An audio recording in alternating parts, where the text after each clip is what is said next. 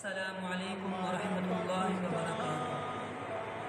بسم اللہ حسن الابتداء ونسأل الرضاء فی الانتہاء، اما بعد فاعوذ باللہ من الشیطان الرجیم، بسم اللہ الرحمن الرحیم۔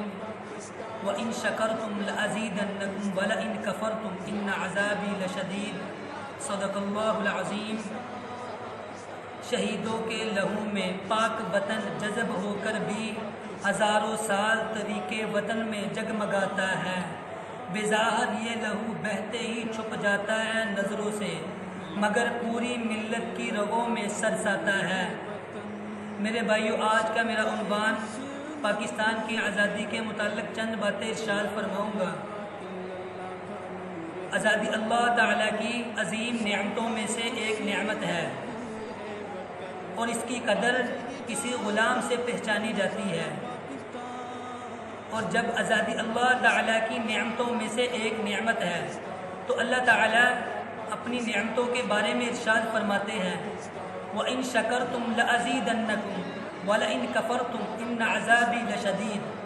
اگر تم میری نعمتوں کا شکر ادا کرو گے تو میں اپنی نعمتوں کو بڑھا دوں گا، اگر نہ شکری کرو گے تو میرا عذاب بھی بہت سخت ہے۔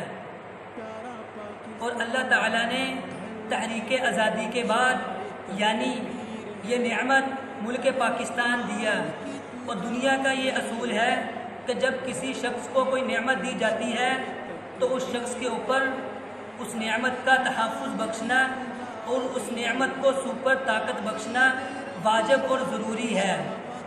اب قرض ہے ہم پر مٹی کا، اب قرض ہے ہم پر مٹی کا، اس منزل کا، اس دھرتی کا، اس منزل کا، اس دھرتی کا، اور تقدیر کرے تدبیر کرے، تقدیر کرے تدبیر کرے، آؤ وطن تعمیر کرے، آؤ وطن تعمیر کرے۔ پاکستان کا مطلب کیا؟ لا الہ الا اللہ۔